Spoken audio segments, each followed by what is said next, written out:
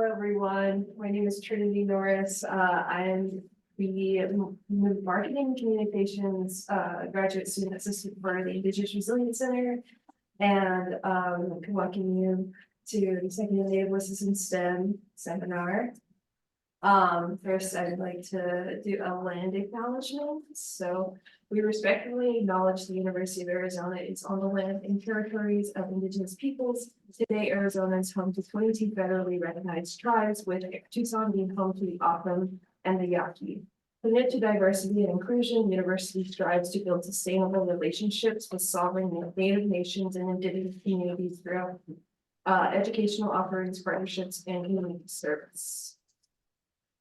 So just want to introduce this seminar series. So the Native Voices in STEM seminar series is co-sponsored by the Indigenous Resilience Center, the University of Arizona Sloan Indigenous Graduate Partnership, the Water Resources Research Center, the Native Trees Alliance, and the Office of Social Impact. The seminar highlights Native scientists, engineers, educators, leaders, and social activists. It offers students an opportunity to network and learn about the research and careers of Native leaders in various fields. So with that, I would like to introduce Dr. Deniss Martinez, who is a community engaged environmental justice scholar. Her research focuses on finding natural resource management strategies that support tribal self-determination and governance. Using qualitative methods and community-based research, Deniss's work centers the stories and narratives of cultural fire practitioners in California. Her vision is to work on creating a future that centers the wisdom of Indigenous peoples, not as marginally relevant, but as central to environmental decision making. We believe that just as people are an essential part of the environment, decolonization, reparations, and justice are essential to a just climate future. She aims to continue work that informs both settler governments and tribal governments on best strategies towards solving the climate crisis in a way that uplifts tribal sovereignty, ensures justice for communities of color, and builds governance, culture, and decision-making based on values of reciprocity, responsibility, and seven-generational thinking. With that, I would like to turn this over to Dr. Deniss Martinez. Thank you, Trinity. That was very nice. So it's really great to be here with y'all today, even if it is virtually. Like Trinity said, my name is Deniss Martinez. I work at UC Davis. And today I'm going to share a little bit about a place-based learning and cultural fire practice in California, and a partnership we have here at Davis that I'm really proud to have worked on for the last 6 or so years. So I'm really excited to talk to you about that. A little bit more about me. I am Tutunacu on my dad's side, which is an indigenous group in Veracruz, Mexico, and Mexican, the mixed race Mexican heritage as well. So I'm really proud of who I am.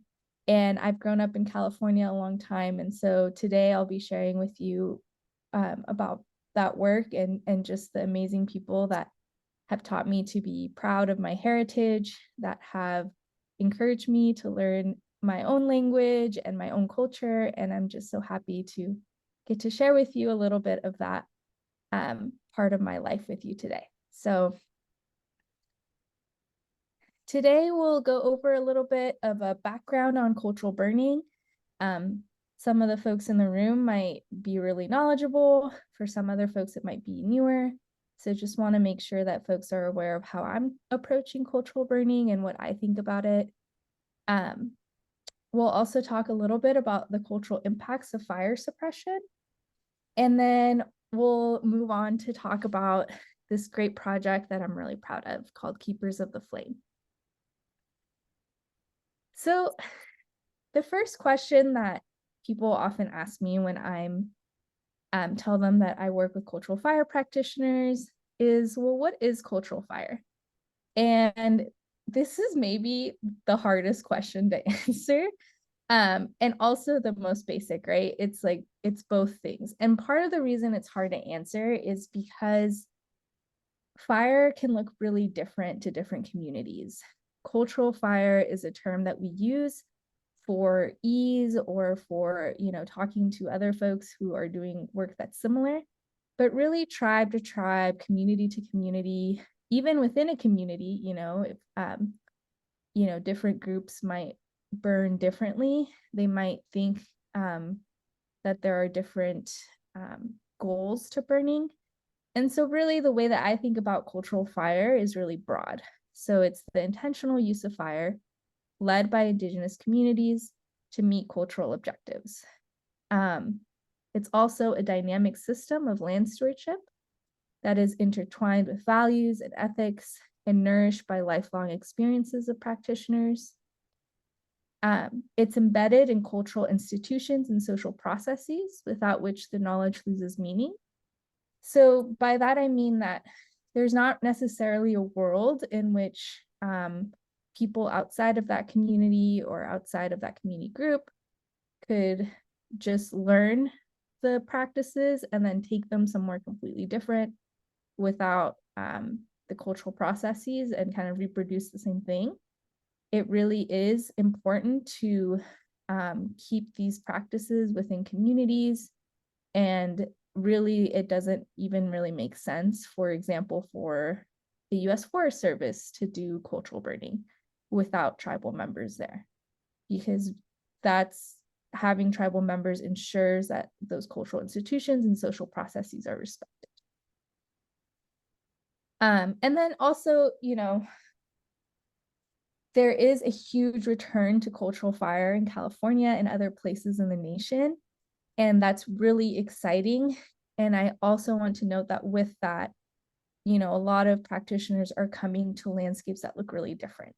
And so there's also been a shift and a diversifying of these practices as, landscapes change, as cultural priorities change. And this is really, a part of creating local knowledge and a part of why it's so important to bring cultural fire back, because really knowledge sovereignty, it's not just about the knowledge we already have, but it's about the sovereignty to create new knowledge about cultural fire and about landscape stewardship. So that's my very lengthy answer to this question. It's still hard to answer, I think, unless you're talking about a specific community. But just so we're on the same page, that is broadly how I would answer this question. And so when we think about traditional fire stewardship and knowledge in California, we see that a lot of practitioners actually talk about their cultures as being fire dependent. So fire is just integral to a lot of cultural processes. And just to be more specific here, to give us a more tangible sense of what that means, there's a lot of cultural benefits to fire. This is by no means an exhaustive list, but one of them is to reduce pests in acorns. So acorn is a key traditional food staple, and fire and smoke on oak trees can really reduce the pests in those acorns, which makes for a better harvest. There's a lot of evidence and a lot of oral history and practice that tells us that fire stimulates the regeneration of native plants. So this is really important, as a lot of native plants are basketry plants, are medicine plants, and all of this is really important. Without those plants, a lot of cultural practices can't continue. And so fire is key to that. We also, folks use fire to reduce invasive species. So again, coming back to the importance of native species in California, and, native species and plants are really adapted to fire because fire has been a huge part of California's ecosystems, where invasive species might not be. And so that's a strategy that folks have taken. Chairman Ron Good often talks about fire being really closely linked to water. And so we see that in studies, and we also see it from practitioners like him. So fire increases water use efficiency. So here, very simply, I'm not a water person, but very simply, you could think about a forest with a lot of very trees that are very close together, maybe not in a healthy way, and how much water that forest is using versus a forest that's well stewarded, that has more space. And so there's just more water that can be used in a good way in a forest that's well stewarded versus a forest that is sick but using a ton of water just in keeping itself going. Fire also creates habitat for wildlife and improves the quality of basketry material. So, you know, coming back to that conversation earlier about native plants, but really it creates habitat for ungulates, for example, in keeping new growth going, and who doesn't love a nice new green shoot? Elk and deer love it, and so that creates habitat for them, and that's been a very important part of wildlife stewardship as well. So those are just some examples.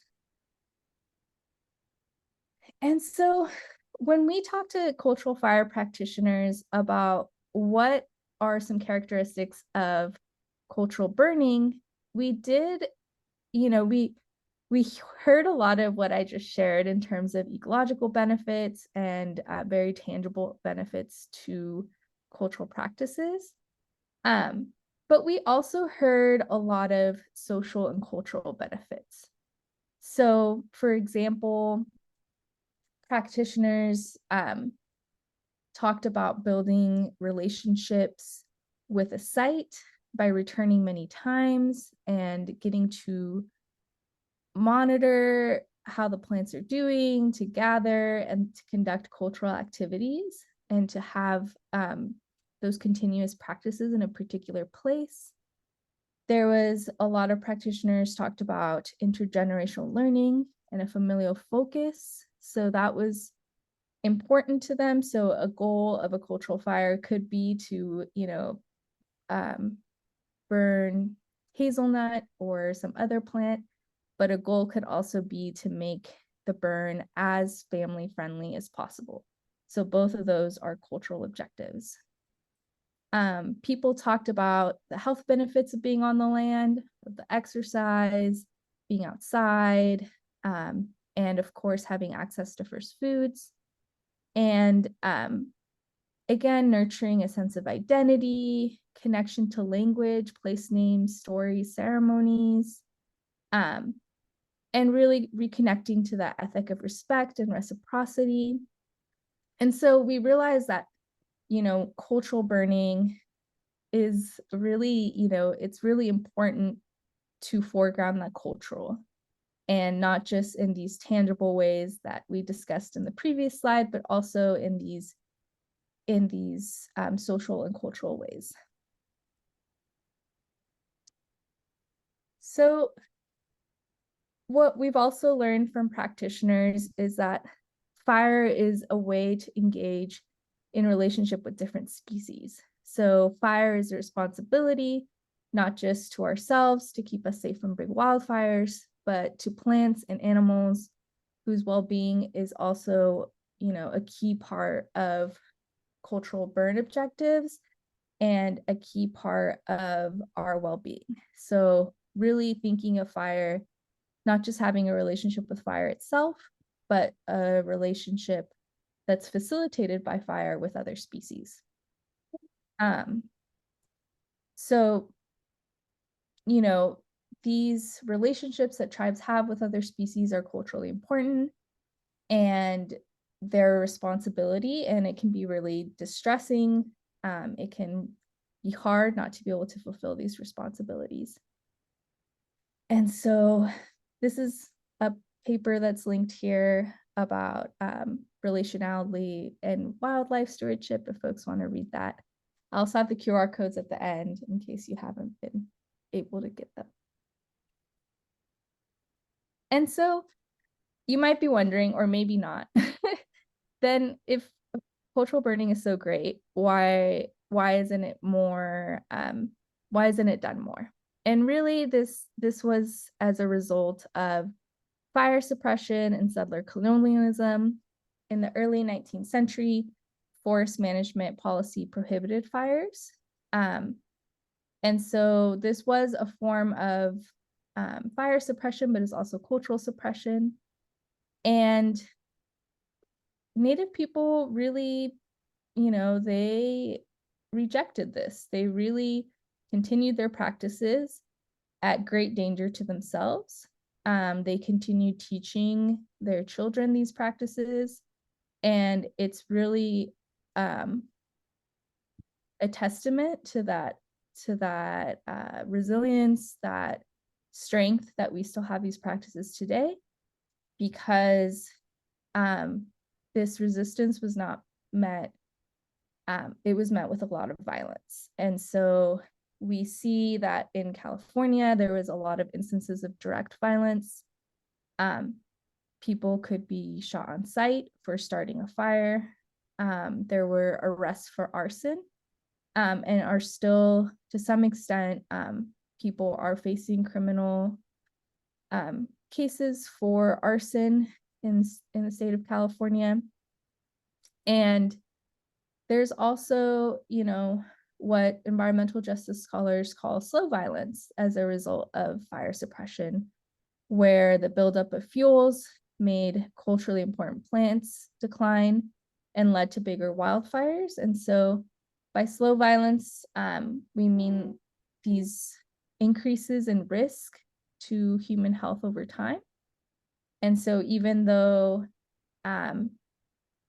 it seems benign or not that big a deal on a short time scale, on a long time scale, we start to see that these risks are monumental.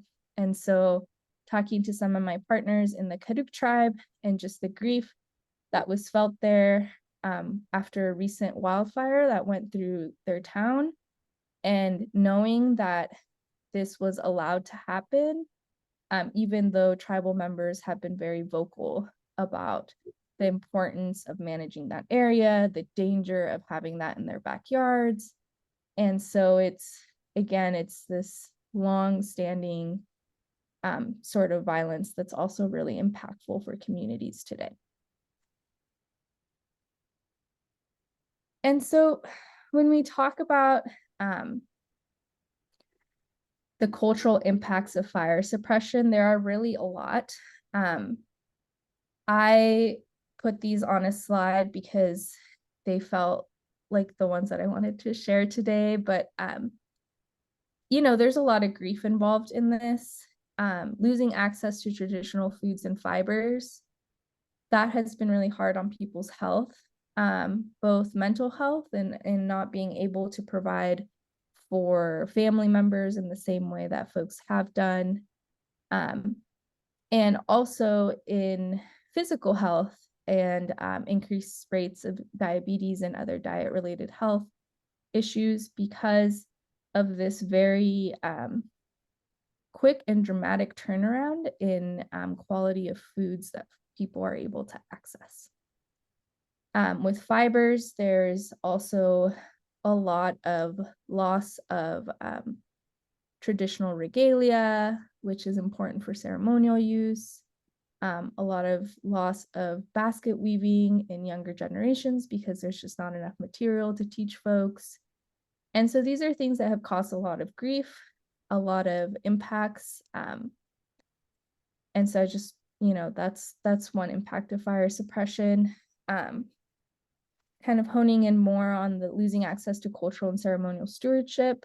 So some ceremonies in cultures in California use fire in certain ceremonies. And so losing access to being able to do that means that ceremony can't happen. Again, going back to regalia, it's so important to be able to create that. And so, of course, there are other things that are impacting people's access to cultural and ceremonial stewardship, but having access to materials and processes like fire is a huge deal. And people, are dealing with that and innovating around that to still be able to practice ceremony, but I just don't think that they should have had to. Again, going back to having relationships with other species and the natural world and these cultural institutions that really dictate that that's how you culturally practice. That's maybe what it means to be a woman or what it means to be a man in your community, and having to completely change that, or seeing species go away that used to be around your community, or not being able to fulfill your responsibility, can be really distressing. And it can lead to a lot of frustration and a lot of grief in knowing that you're seeing species around you struggle and you don't have access to the tools to help. So again, that can be really heavy for folks. There's also a lot of language impacts when we think about fire suppression, and practicing fire has its own language just like anything else. And when you don't speak those things, when you don't practice, you lose access to that language. And that can be really impactful. With loss of species, you might also lose language for that. And so again, just a lot of hard impacts. Restructuring of cultural identity. So there's a lot of folks who were raised to be cultural burners who might not have access to cultural burning. And so people have really had to restructure what it means to be a cultural burner in their community. Maybe people have gone off to work for agencies to really get access to some sort of stewardship. People have had to become activists for cultural burning as a way of really enacting this cultural identity, and people have done it beautifully.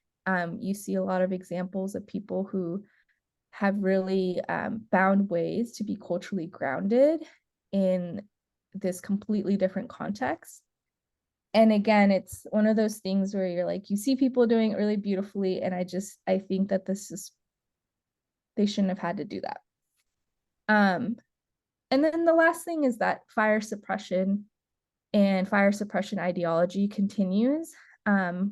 Our fire suppression system is very colonial, it's very militarized. And so as people are bringing fire back, they're having to really interact with that system. And it just can be hard to hear the same language that maybe led to violence against your family be used in everyday work language, and so having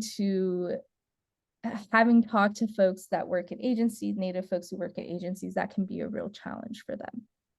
So these are some of the impacts. Many more examples exist, and I'm sure folks could share more, but I really don't want to gloss over the fact that fire suppression was hugely impactful and just really difficult for communities in California. And so today, there's a lot of challenges around bringing fire back and having access to sovereign decision-making in fire. The biggest one is, Indigenous land tenure, and just thinking about how land was stolen in California and treaties were not ratified or honored. And so many tribes actually don't have access to territories within their quote unquote jurisdiction. And a lot of it is actually on quote unquote public land. And so, there's a lot of work that has to happen in collaboration. And so going to across the way here to the decision-making box, a lot of decision-making has to be made in collaboration with others, maybe the folks who have jurisdiction over traditional territories. And that has huge implications for sovereignty, and just feeling like you have to share decision-making over your traditional territories. with an agency that may or may not respect your right to do that. And it could just also be a challenge to have to work in a system that's so bureaucratic when when Indigenous stewardship is a lot more flexible and more on the ground, to have to work with decision makers at maybe like Sacramento or in DC, versus just getting to make decisions sovereignly. Again, policy can be difficult, like I just alluded to. Decisions and agencies are made in a very hierarchical way. And the challenge with that is that, they're made kind of outside of the context.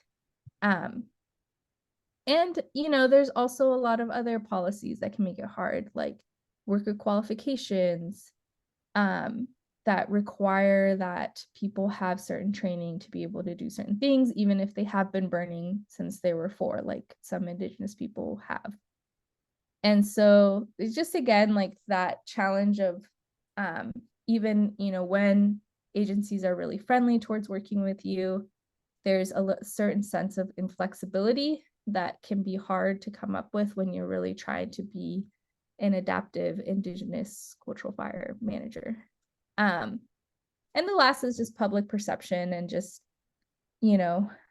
seeing smoke and seeing people burn can be kind of concerning for folks. So there's that. There's a lot of really great grounds for hope. There's, more recognition of tribal and Indigenous leadership at fire through lots of great coalitions of folks in California. There's a lot of really great emerging state policies allowing for example, cultural burn bosses that, Indigenous people that have been identified by their tribe as someone capable enough to lead a burn. So that allows for a lot more leeway on state and private lands. And there's a lot of great on the ground collaborations and places to learn, like the Treks. There's a postdoctoral fellow that is going through the Southwest CASC that's focused on cultural fire. And there's the Keepers of the Flame project, which is my plug for our project, which is also a really great opportunity for people to learn about cultural fire. And again, all of these changes were made by a lot of organizations, and these are just the ones that I've had the luck to learn from. So the Cultural Fire Management Council, the Karuk Tribe, the Tribal Eco Restoration Alliance, the Climate Science Alliance, Chairman Ron Good, Diane Almendarez, and Julie Tex and Carly Tex. So all of these folks are people I have learned from, but really practitioners are leading this movement all throughout the state. And there's so many folks that could go on this slide. And so just to share a little bit more about how we're participating in this movement and supporting cultural fire practitioners, is that essentially this project is a three-part project. So first, we have a course with guest speakers. So we're able to welcome over 20 guest speakers from many nations in California, Oregon, and Canada. And we work with students, both undergraduate and graduate, to produce a final project that responds to community knowledge and needs. So these students get to work with guest speakers or with workshop leaders to create a multimedia project that really helps their project, that really helps that Indigenous communities work in some way. And so this has been a really great opportunity to teach students how to engage ethically with communities, to teach students how to do this kind of work in a fairly safe and well-established partnership. So It would be really hard to do this if we didn't have that long-term partnership, and we're really grateful for all these folks that come and speak in our class. The second big component of this are cultural fire workshops. So these workshops happen in Mariposa, California, and Woodland, California. And so these are fairly large. They started out pretty small, but have now reached probably, I want to say the Mariposa workshop is close to 200 people a year. And the workshops in Woodland, there's multiple. I would say we're about like around 200 to 300 in Woodland, but more broken up. We have more workshops there. And really for these workshops, we work with both Diana Almendaris and Ron Good, who lead the workshops, to think of guests. So who would they want there? Who do they think that they want to teach? Who do they think that they want to talk to? And so we invite a lot of community members, policymakers, students from other universities, agencies, and funders are invited. We've had a lot of youth come out, Native nonprofits. And so there's really just a huge mix of folks at these workshops, and they really become a place where people rely on coming every year. And so it's really kind of a community and a reunion every year, which has been really great. The third branch of this project is community-based research. So we had been working on the course and the workshops for a couple years when practitioners started kind of looking at us and saying like, hey, don't you guys do research? Like, we have questions, like, can we sit down and really like hammer out some of these questions that we have? And so we've had students, graduate students and undergraduate students work on projects and really work with practitioners to identify what research questions would make their work better, easier. And it's again been really a great place to teach students ethical engagement. And the publications that have come out of this, we've been lucky that some are co-authored with workshop leaders. I think almost all of them. And, we've also been lucky to learn from practitioners when they're like, these academic publications are great, but I don't really feel like reading a lot this time around. Or, I feel like I trust you enough to take this and do it in a good way. And so having those conversations has been really informative for me as an academic. It's just how important it is to talk to folks about when they want to be included in these sorts of things and when it's just not as useful for them. And that's been really eye-opening, I think. Here are some of our goals. I'll just go say very briefly, I won't go through all of them because I think I'm running close to time, but just we have this very ambitious goal of having folks be familiar with Native Californian cultures and the ecology of California ecosystems. It's very interdisciplinary. We have a lot of policy, a lot of land stewardship that we go through together. And then we also have this partnership piece of learning how to create proper and ethical partnerships. And so it's a really busy 10 weeks we're on the quarter system. But really we couldn't do it without those guest speakers coming in and providing that on the ground context. It's a lot easier for students to understand some of these concepts from the context from which they're happening, right? So that's been really helpful in helping us meet these really ambitious learning goals. So yeah, I'll go on to the next thing. So every year we do a survey of our students to kind of hear what their experience was like and what they learned. And these are some of their perspectives. So my ideas of everything has changed, and I am now motivated to study more about these topics and make this a lifelong pursuit. Some of our students have gone on to work with the tribes we partnered with in the class. They've gone on to work in agencies in archaeology and a lot of different areas, but I'm always feel at ease that they know a lot more than maybe some of the folks that are around them. And that's been really awesome to feel to like, okay, they're in archaeology and they have this perspective of spending a quarter hearing from cultural fire practitioners. You know, some before the class really, you know, don't know a whole lot about the difference between cultural fire, prescribed fire. And then after, it just becomes so clear from the practice, from hearing from people, and from really having that time to delve into that question. And the last is that, you know, the last person says, I found the community the most impactful aspect of the Mariposa workshop in this case. The activities were amazing, but what was even more incredible were the people. So a lot of our alumni actually come back and burn with us in future years.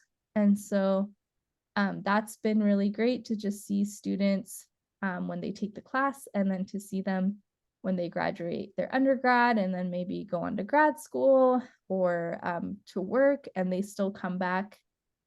Some of them fly in for these workshops. I feel really honored that I've gotten to know some of these students for so much of their career. And so here are some of the pictures from the workshops. We see students stewarding. So we have students burn. They don't stand aside and just watch. They're out there with rakes. They're out there with fire.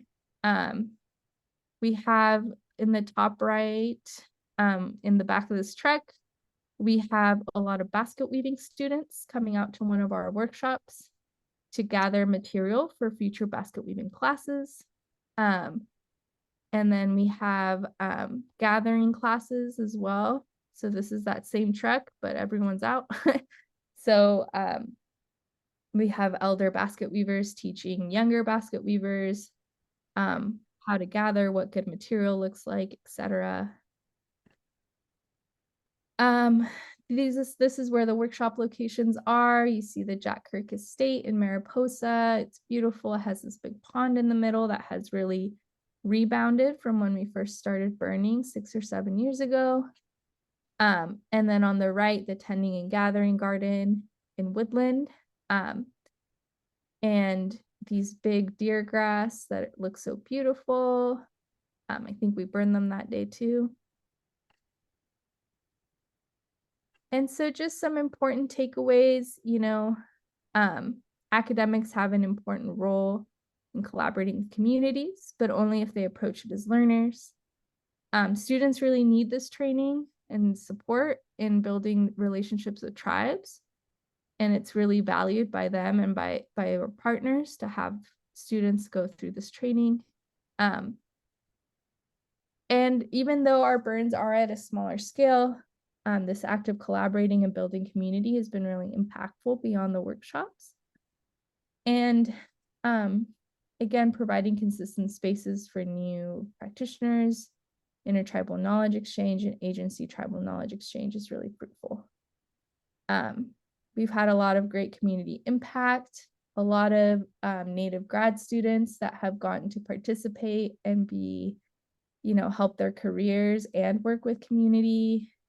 We've helped high school students kind of build a program at the Tending and Gathering Garden. We got to help elders at the Tending and Gathering Garden train CAL FIRE on better practices and working with Native communities.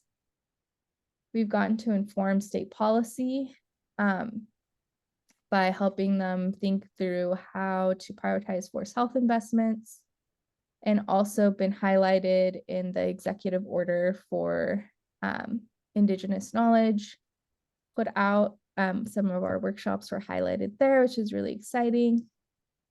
And again, there's just a lot of ongoing projects and research happening at these workshops with grad students, staff, with faculty, and that's been just really great to just see how this project has branched out into other projects, and has really helped us support a lot of graduate students on their careers in a good way, knowing that they're supporting this broader partnership.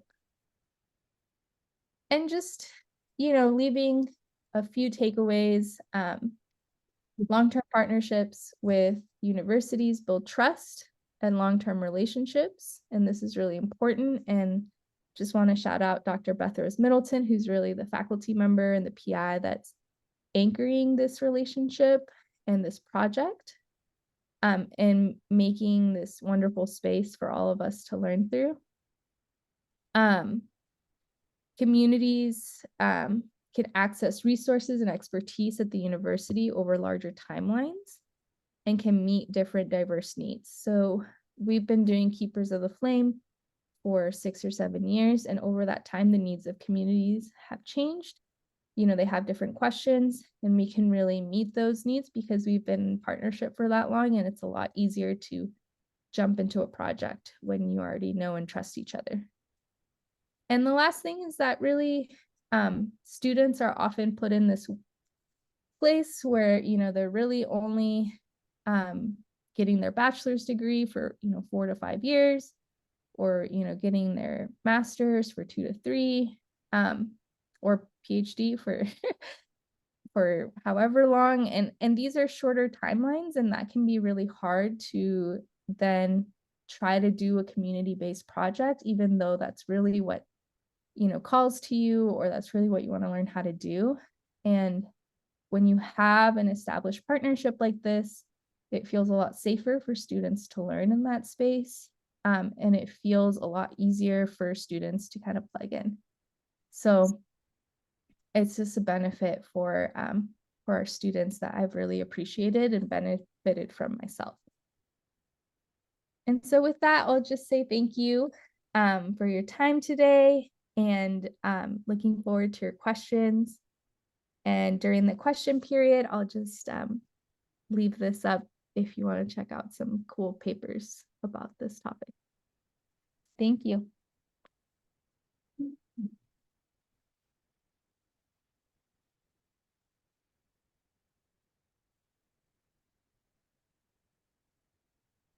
Well, thank you, Dr. Deniss Martinez, for your knowledge. It's great hearing. So we're going to move on to the Q&A sections with questions. Please leave them in the chat or Q&A section. I can read it again. I have a question. Thank you so much, Dr. Martinez. I saw on one of your slides, I don't remember which one it was, but I thought it was ironic that people had, quote, concerns about preservation. And this was around the public perception around cultural burning. And so I'm assuming it was not the tribal communities that you're working with that had concerns about preservation of the land, that it was like the USDA or the state government or something. Could you talk a little bit more about the concerns around preservation and the different perspectives on that? Yeah, that was public perception more broadly. And I think yeah, you're right. It's not Native community members, and people have been educating themselves more over the last, I've noticed it more in the last 5 or so years. But there are, especially in places like national parks, or other places where people expect recreational access, there are more concerns about burning those places because I think because people associate fire with death and destruction, and not necessarily beauty and health. And so even though a lot of these places really need fire to be beautiful and healthy, agencies often have to deal with the fact that the public might be very angry about them burning, whether by themselves or with a tribe. And so it's definitely still an ongoing concern. You still hear it from the public, how could they burn this area? It was so beautiful. And that really comes down to community education and teaching people that fire is good for the environment, that California is fire adapted, and that all of these plants will come back better because of the fire. Communities will be safer because of the fire. And I think we're making a lot of headway in that area. But again, those very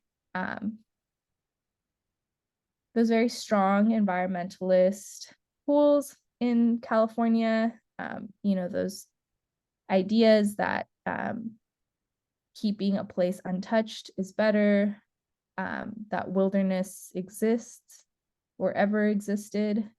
Those ideas are still out there, even though I would say that both of those are very wrong. So yeah, I mean, I think it's an education opportunity, and I think we're making progress, but still out there. Thank you. Thanks for going into that further. Yeah, so there's a question in the chat from Ray. It says, you touched a little on this, but as efforts for fire monitoring increases in areas like California and Arizona, what are the opinions of Indigenous communities on fire monitoring through systems such as Alert West? Included the link in there. It says, who has cameras covering 90% of the state and federal lands in California? Would non-interfering monitoring during ceremonial burnings be frowned upon? Ooh. That's a great question, and it probably depends on who you talk to. I don't have like a definitive answer. I think a lot of times with these sort of monitoring projects, the project itself rarely reaches out to tribes for input on the development of new technology. And I think that's a shame, because a lot of tribes would be very interested in using technology, or might have concerns like the one you were noting, that maybe people don't want to be recorded in certain instances, or might have other concerns around, you know, knowledge sovereignty, or, you know, other concerns that are just really important. And so I can't answer a question, but I do hope that the people that created that tool talk to tribes, because I think that that's really important for these technological advances, and it's often why I see them fail sometimes when they get into the policy space, when they start working with actual managers, is that then there's a lot of these questions that might come up from tribes or community members, and then you can't use them because they, you know, they haven't been able to answer some of these questions well. So again, it's just one of those things where talking to people really helps before you launch something and really try to use it.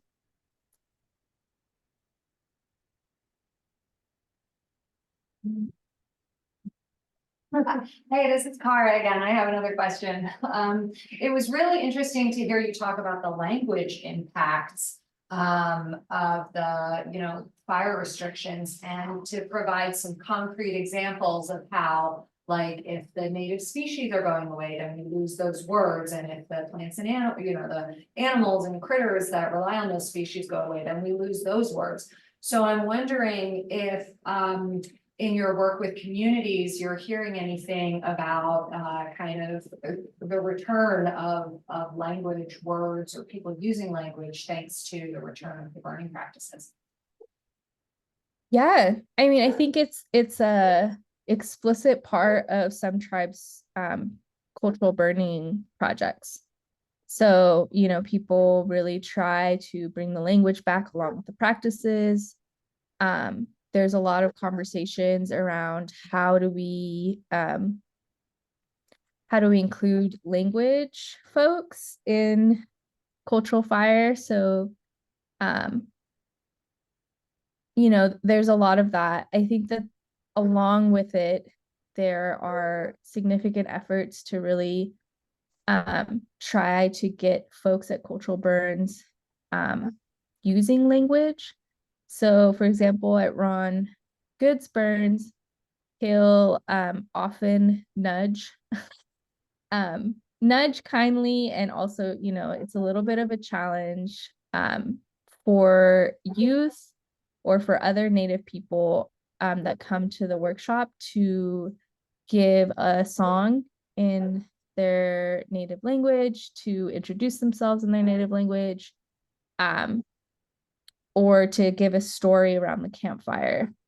And so all of these things are, again, connecting back to that culture piece, connecting back to, you know, getting people comfortable with using language in front of others. And so I think it's, you know, it's a practice that he does every year. And it makes the beginning circle of the burn really rich with a lot of different cultural language, cultural songs, and some stories. So again, I think it's something that people are explicitly including in fire, in their cultural fire return. It's also, okay, how do we bring in language? How do we bring in ceremony? How do we bring in songs? And how do we make people proud of using that in this space? Like, this is a space where that is what you do, and that is what we're proud to do. Does that make sense? Yeah, it does. Thanks for speaking to that. Mhm. Questions. Are there others? Allison has a question. Hey, Denise. So, Okay. Um, this was wonderful, as always, but so I'm curious if you could just say a little bit more. I think it's tied to some of the work that you all have been able to do in terms of informing policy at the state level. And I'm really kind of interested to just hear you talk a little bit more about how these practices that are very community and culture focused and so meaningful at one scale are helping to kind of inform larger climate adaptation policies or fire management policies at that, you know, state or regional scale. And I just wondered if you could share a little bit about that. Yeah. I mean, I think step one is getting the state to really value this sort of work. So because a lot of cultural burning that's happening in California happens at a fairly small scale, there's like some derogatory, like dismissive language from agencies that, you know, people call them boutique burns, or you know, in some way kind of hinting that this is so small, like how is it really making a difference in our acreage efforts? So the state has a goal to burn a certain amount of acres, and it's a lot. And so they see these burns that happen maybe at the 5-acre scale or 40-acre scale, and they're really dismissive about that, for that, just that numerical value. And so in this conversation we had with the state around prioritizing funding for forest management, it was important to make it really clear to them that one, cultural burning isn't inherently small scale. It's small scale because of the policies and the bureaucracy that is really inhibiting a lot of tribes from burning at a larger scale. So that's like the first thing. The second thing is also that that our goal should not just be acres, because acres, while important to certainly get treatment on as much land as we possibly can, if we don't build the capacity and the systems and the fire adapted communities behind us, the state is never going to have enough capacity to burn that many acres year to year. They haven't really done it yet, and it's hugely challenging to do it. And so to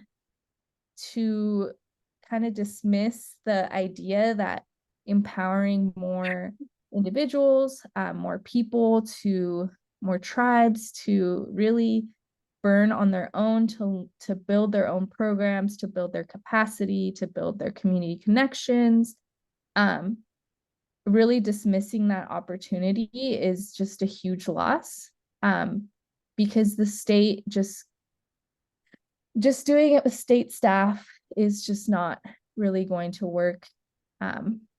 I'm not convinced it'll work now, and I'm definitely not convinced that it will happen long term, that we'll always be able to manage with just state staff. So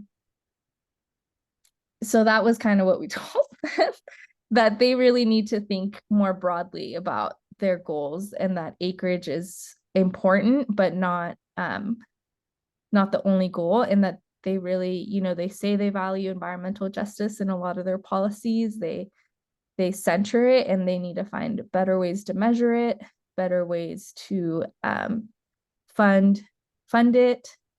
And that certainly there's certain ways of working with communities that are better than others. And that tribal leadership is key to that. So